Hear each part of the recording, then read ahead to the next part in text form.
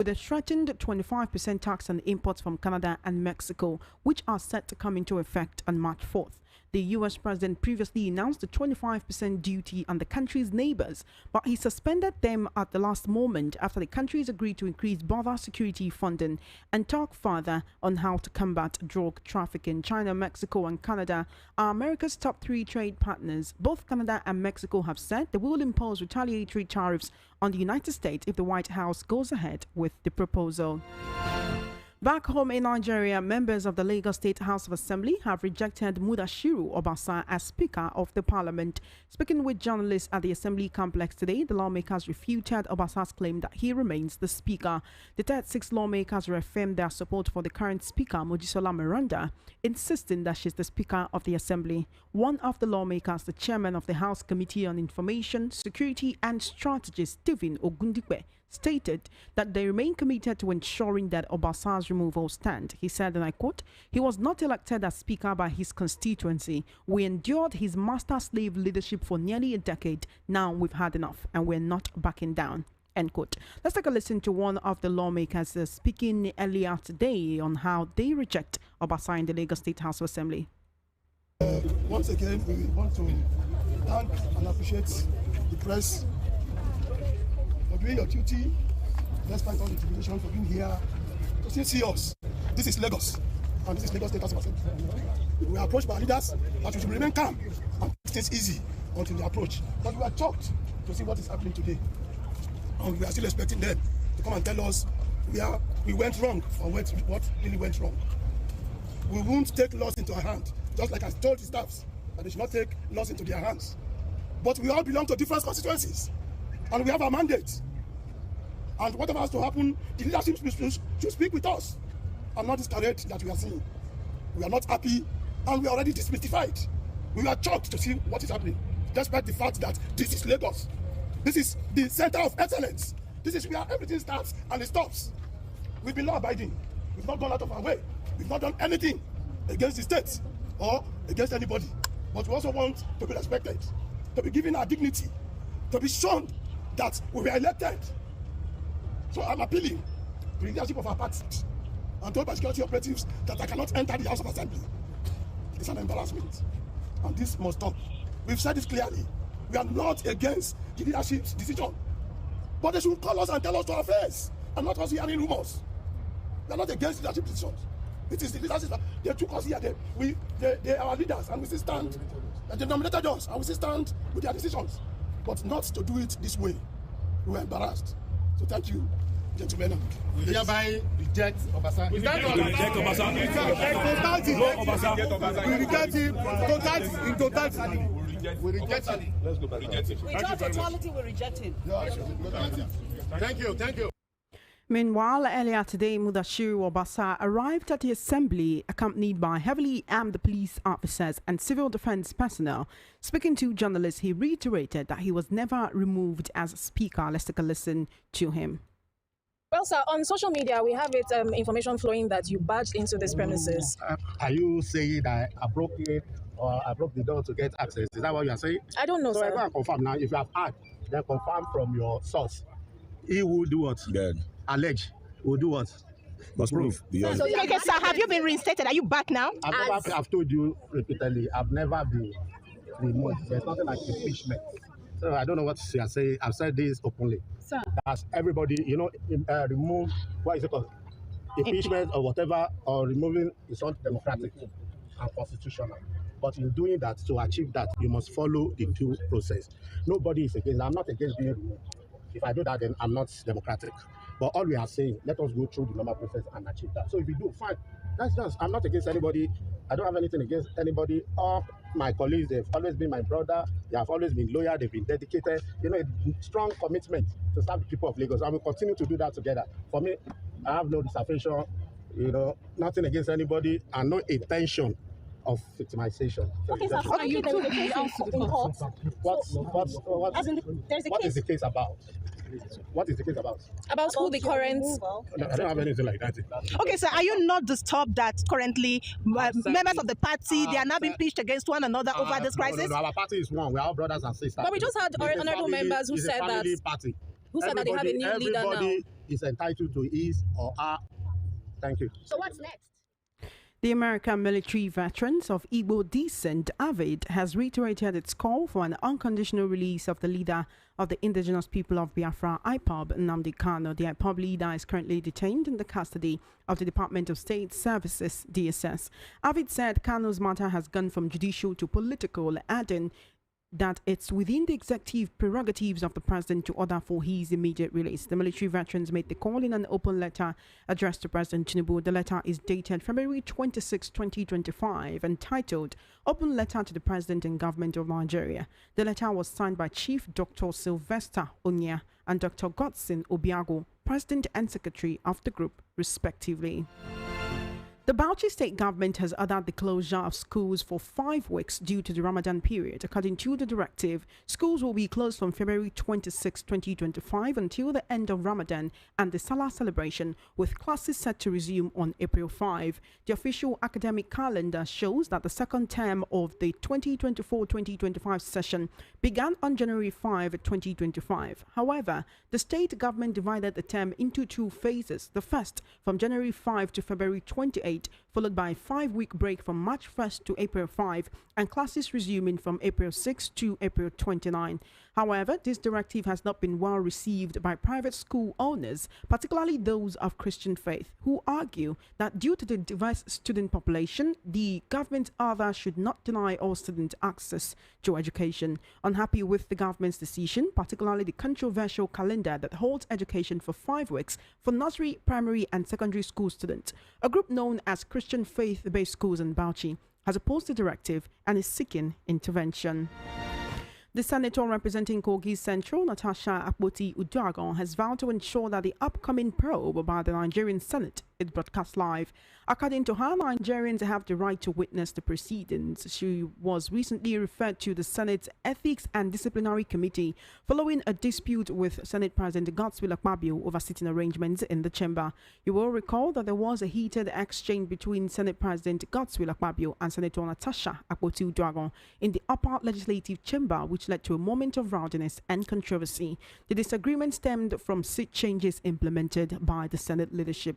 You are currently tuned into the World News at 6 right here on Voice of the People 90.3 FM. We're now heading to the news analysis segment. I have veteran journalist, political, social, national and international affairs analyst, Mr. Peter Anoske. It was a pleasure to have you. Good evening. Thank you for having me. Thank you so much for joining me. I want to begin with the Nnamdi Kanu matter for just a minute or two, because I know we talk about this a lot. Igbo U.S. military veterans, I don't think this is not the first time I'm hearing about them actually calling for his release. They are saying that it has gone from judicial to political, and the president has the prerogative to order for his immediate release. They went ahead to reference the pronouncement made by the Federal High Court on October 26, 2022, which held that the manner of arrest and detention of the applicant, that's Kanu, in Kenya, his continued detention in Abuja, his subjection to physical and mental trauma by the respondent, the inhuman and degrading treatment meted out to the applicant amounts to a brazen violation of his fundamental right to dignity of his person and threat to life under Section 34, subsection 1A of the 1999 Constitution of the Federal Republic of Nigeria, as amended. Well, I have said it in this program, and I'll continue to say it. It is not the Nigerian courts that is holding Nnamdi Kanu. It is Bola Ahmed Tinubu that is holding him. At this moment, the Nigerian court has done all they could to jail him, but there's nothing concrete. They don't have substantial evidence to put him in prison. So it is the executive headed by Bola Ahmed Tinubu that is holding Nnamdi Kanu. So I am joining all well-meaning people across the world and appealing to Bola Ahmed Tinubu to release Nnamdi Kanu unconditionally, because those who are saying pardon is you pardon somebody who commits offense. Nnamdi Kanu did not commit any offense, so he should be unconditionally released. Not even with the divisive rhetorics that he was spewing and the cause for violence. It is only you that know that. I don't know about it. So I'm calling for unconditional release of Nnamdi Kanu. All right then, Mr. Vitanos. Okay, let's talk about the crisis in the Lagos State House of Assembly. This morning, Obasa stormed the Lagos State House of Assembly to resume as Speaker. He went there with the police and certain personnel from the civil defense. This was after reports made the rounds that the security operatives attached to the sitting Speaker, that's Mojisola Miranda, had actually been withdrawn. And it begs the question, actually, how come on the very same day and in the very same morning, in the same breath whereby the security operatives attached to Mojisola Miranda were removed, Obasa storms the Lagos State House of Assembly with his own security operatives and even some thugs, according to reports, who withdrew the security aids attached to the sitting Speaker before Obasa made his way to the assembly complex. Because one would think that if he was actually trying to make his way while the Speaker had her own security aids, there might be a confrontation. So is there something bigger happening that we're not seeing? Well, Obasa is operating with a superior force. So superior force is behind him because even the governor of a state don't have the power to withdraw security aids. So who withdrew Miranda's security aids? It should be the IGP and no other person, because he's the person that has the authority to do that. The governor does not control all the policemen in the state. The police, the CP of Lagos State Police don't take orders from Sanwo-Olu. He takes orders from the president and from the Inspector General of Police. So for the security aids of the Speaker to be withdrawn, it must be an order from Abuja. Do you think that they knew that Obasa was going to pull this kind of stunts today, and that's why her security aids were pulled away so that he could have his triumphant entry? I don't know if we can call it a triumphant entry. Well, to him it is. Some entrants are shameful. Some entrants are disgraceful, especially if it's not popular. If it doesn't go according to the will of the people or according to the constitution, because we have three arms of government in the country. The legislature has absolute power to run their own administration without interference. So what Obasa is causing is a breach, because he was lawfully impeached by overwhelming majority of the members of the Lagos State House of Assembly. You know, after the Governance Advisory Council actually waded into the situation, one would think that it was coming to an end. Earlier this week, we read reports of the GAC meeting and 7 names being drawn up from Lagos West. What about that particular resolution? Also, recall the fact that Obasa took this case to court. Why is he not waiting for the court resolution and taking matters into his own hands? About 2 days ago, the council to Obasa said that he's not withdrawing the case because all of these things are speculations. Nobody is sure. Understand me? Nobody is sure. But the council to Obasa, because we were told that 2 conditions were given. That Obasa should withdraw the case that he instituted in the court. Why Miranda should resign her position. But the council to Obasa said that he is not going to withdraw any case. We've not seen any of that happen. Not Miranda stepping down, not Obasa withdrawing the case. And then he goes ahead to say, I wasn't impeached. And then he says, this is a family matter. I'm asking all of this because the Lagos State House of Assembly is not comprised of only members of the APC. And even if it was, is this the way to actually handle issues? There's certain people, you know, when these matters come out and the way Nigerians see it, because we go out and we talk to Nigerians even before we come on air, some feel that he's doing the bidding of what one could call the king of Lagos, and that's why he's been there for as long as he has been, up to a decade. So making sure that any law that is being passed probably benefits him, or there are skeletons whereby he can actually show Nigerians the cupboards where these skeletons are hidden, and that is why he's been allowed to do all of this. Well, in the 26 years of this current democracy from 1999, 29 states have had their speakers impeached. 29 states. So I wonder why Obasa is special. I wonder why Obasa's own case will be different. He was impeached by overwhelming majority.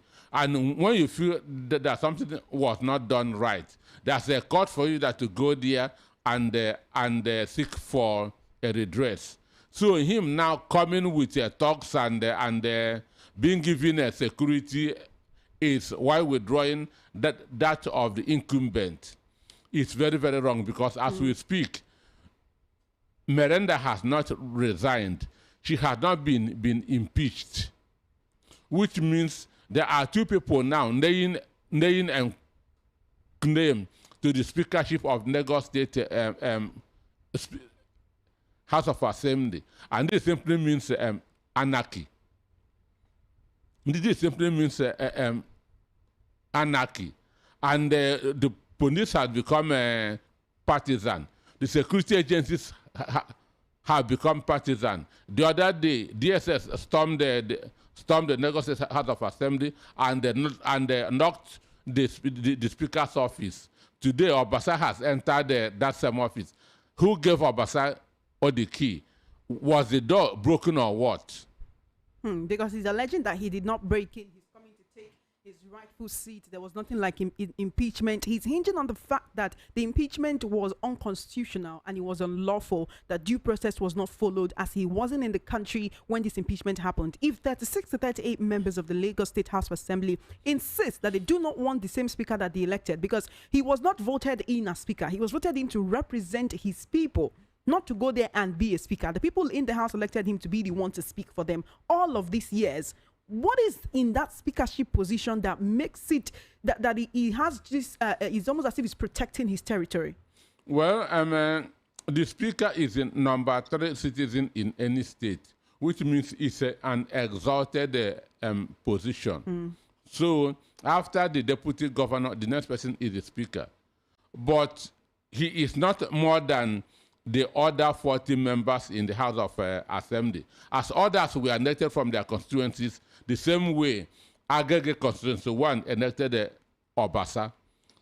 Agege Constituency 1 did not elect Obasa speaker. He was elected member of the House of Assembly. And Section 29 A, B, and C of the Nigerian Constitution talk about how a speaker can emerge and how a speaker can be removed. And the members of the Lagos State House of Assembly followed that process. So his argument that it's unconstitutional is wrong. Very, very wrong. Very, very wrong. So that he wasn't in the country when he was impeached. Understand? So which means if a president is not in the country when he was impeached, then maybe the impeachment cannot stand. Impeachment cannot. So for me, this is impunity. This is impunity, and the presidency is treating the members of the Lagos State House of Assembly like children. When you tell them go, they cannot make their own decision. Sure, when you tell them go and write apology, understand me? Imagine adults being told that to go and write apology. What you did is not good. Go and write apology. So this is meddling into the affairs where of the arm of government which you have no business with. You know, the question still remains on whose other than the police withdraw Miranda's security details, leaving her vulnerable. If you claim that it was the IGP, then he has questions to answer to Nigerians and to others. But who will actually ask him these questions to get him to answer? It's such a volatile moment. With with Miranda's security aids being removed, you're leaving her vulnerable. Anything could have happened, which is why we are trying to draw parallels between the witch crying yesterday night and the baby dying this morning. What are the odds of Miranda's security details being withdrawn the same morning that Obasa stormed the assembly? Who's trying to make it easy for him? Our security agencies are partisan. There's no two ways about it. Because withdrawing her own security details and giving Obasa security details shows a partisan, shows the order from above. It shows order from above because it is only Abuja that can give such orders. So what is the place of the GAC in all of this? Since they've been convening, since there were reports, sources saying that they drew up 7 names from Lagos West, so Obasa will not be coming back. Miranda will also step down. Obasa will withdraw the court case, and then there will be someone else for all parties to be happy with the resolution. What about that? The GAC is just an advisory body. It is an advisory body. It has no they power. cannot enforce their decisions. It has no power of enforcement. But what we should know is that security agencies did not elect Miranda speaker.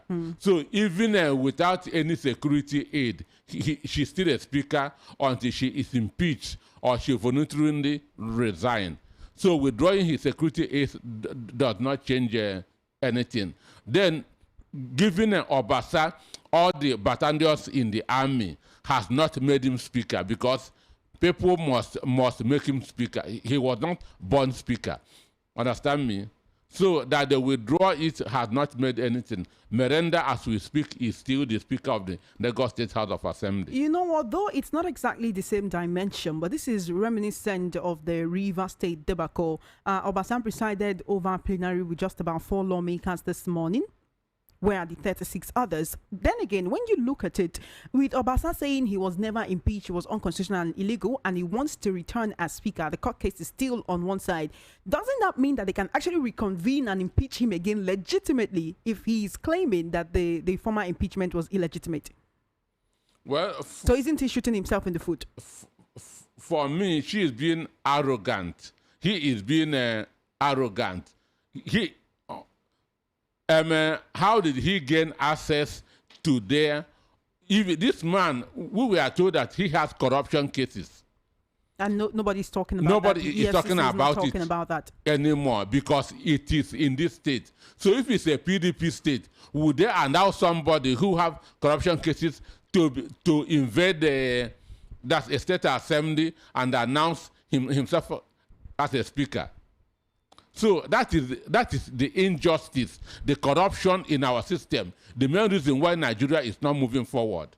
One school of thought believes that all of this drama unfolding is because his initial ousting, that is Obasa being removed in the first place, likely occurred without the backing of certain strong powers in the Lagos APC, right? If that is the case and they are now, fighting to reinstate him, how could that have happened? Could the lawmakers have actually taken this decision to remove Obasa on their own without external interference? Since we can now see that external interference is playing a huge role in the affairs and activities of the Lagos House of Assembly.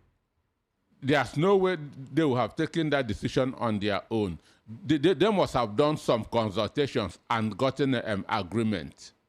Understand me? They must have done consultations and had a kind of agreement. Lagos is not like every other state. Does that mean the same powers that had him removed are the same ones that are trying to reinstate him? Lagos is a captured state. It's not like any other state.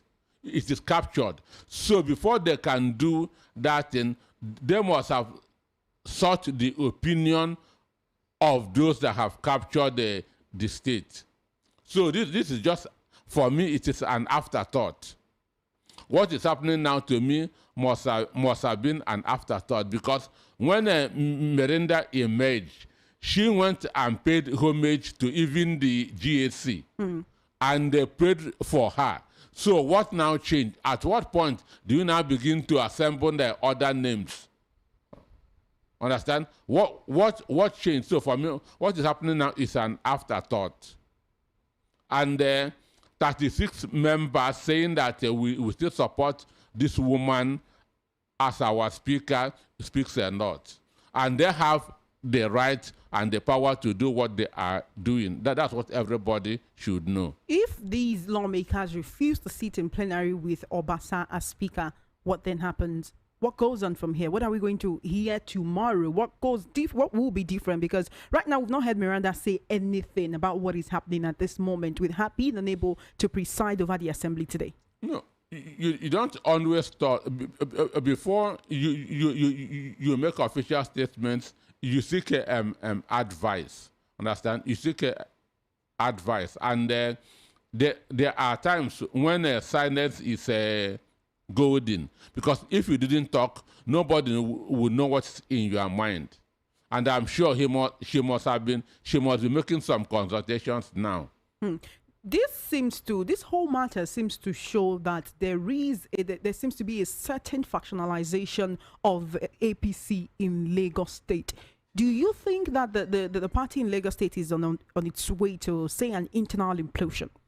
Not because there are people who support Obasa, there are those who don't. There are two major groups in Lagos APC. We have the mandate group, which is led by one Odumbaku. Then we have the Justice Forum. So these are the two main groups in Lagos APC. So it is a friction. It is a fight between the mandate group and the Justice Forum. We cannot have two speakers in the Lagos State House of Assembly. But it's not strange. It is not strange. In Rivers now, two people are claiming to be speakers. So, but people know that the authentic speaker now is Mojisona Merenda, because she was overwhelmingly elected by the members. And today, they also reaffirmed their support for her, rejecting Obasa. So Obasa, to me, is like a renegade. Him coming back to the question I asked before, right, about is this not an opportunity for the speakers to actually, for the lawmakers rather, to actually impeach him legally, since his claim is that the last impeachment was illegal, as he insists on being speaker? He has been impeached. He has been impeached. There's no need for a second impeachment. No. He has been impeached. The first impeachment stands. All right. Because of our time, I want to quickly talk about Bauchi state government closing schools for 5 weeks for Ramadan, and also warning private schools in the state against defying the closure order. Now, this particular academic term for nursery, primary, and secondary schools began on January 5. It's supposed to run up until April 5. But you are giving pupils and students 5 weeks in between for Ramadan. And we understand that, yes, maybe this might be because there are certain students or certain school children who are Muslims and they need to observe. But is there any law against observing Ramadan while you are going to school? Why does this affect also those who are going to Christian faith-based schools? If you check school children out of schools for 5 weeks, out of that whole academic calendar for one term, all of those things they will learn in 5 weeks, then they would now have to cram it into their brains when they return from this break. Is this necessary? Is this fair? Is this legal? For me, that's why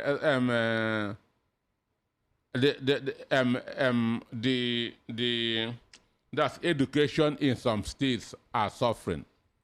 Because why? JAMB, WAEC, NECO, senior secondary certificate does not recognize Easter, Ramadan, or anything. Understand me? And I know that May, June, SSE will be coming on. JAMB is likely by April or so. Understand? So these people that you have put out of school, how would they cope? They are going to take the same exam with the other people. So that's if they are happy that they are using 40 over 400 to enter university, fine and good.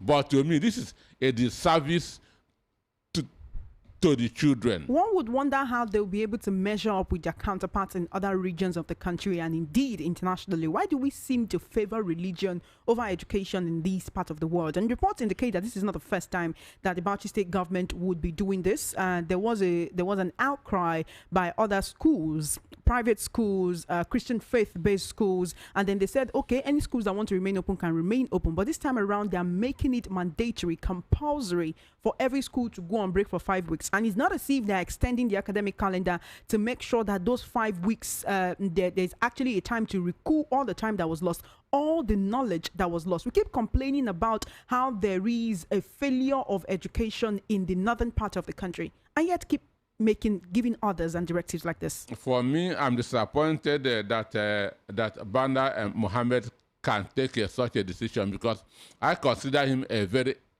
enlightened person. I know some years back he was the minister of FCT, and he ought to have gone beyond what he is doing at this point in time, because he is taking his people backwards. They can hardly recover from this. I know that last week some schools in Lagos State observed their midterm, which is 1 week. Which one would think that they would also observe it over there? So overall, you are seeing 6 weeks out of the academic calendar. 1 week, understand me? So now giving them a whole that's 6 weeks for me, and there are external exams which will not take cognizance of what you are giving them. So you are programming them to fail. And it is unfortunate that this should be happening to Nigerian children. I know that it is not in every case that we'll be calling for the intervention of the federal government, but do you think this is one of those cases? Or the educational board in that state, or the Ministry of Education? This is strictly that's state affairs. State affair, understand me? And I don't know who the governor is taking order from, or who advised him that to do this. But for me, it is very, very wrong. Because one would think if you want to observe a religious holiday, or you have certain orders you want to give, it's something that you should do within your immediate family and not push it to the whole state. Because imagine other people who are not Muslims who this is affecting. This also takes us back to the whole push for Sharia in the southwestern part of the country, and how there are certain people who agree that it should happen and others say it should not happen. Is this not a classic case of a law being pushed onto people that it shouldn't concern? As far as I'm concerned, religion is a personal thing. Religion is a personal thing. Somebody's religion shouldn't affect me, just like my belief shouldn't affect any other person. So now trying to impose this, my main concern is that there are external exams coming up very soon, which means these children who are to take the exams are supposed to be in school, preparing for both SSSE and UTME. But when you send them out of school because of one festival or the other, you are not helping them, and the governor is not helping them. The governor of the state is not helping them. And if this is a norm, the whole of the northern states would have said this way that to go. But for a single state to observe it, it is an aberration. Thank you so much, Ms. Peter Anaske, for joining me on the World News at 6 this evening. It was a pleasure. Yeah, thank you for having me. You have been listening to the World News at 6 right here on Voice of the People 90.3 FM. Just before we wrap up, let's take a look at the top stories again.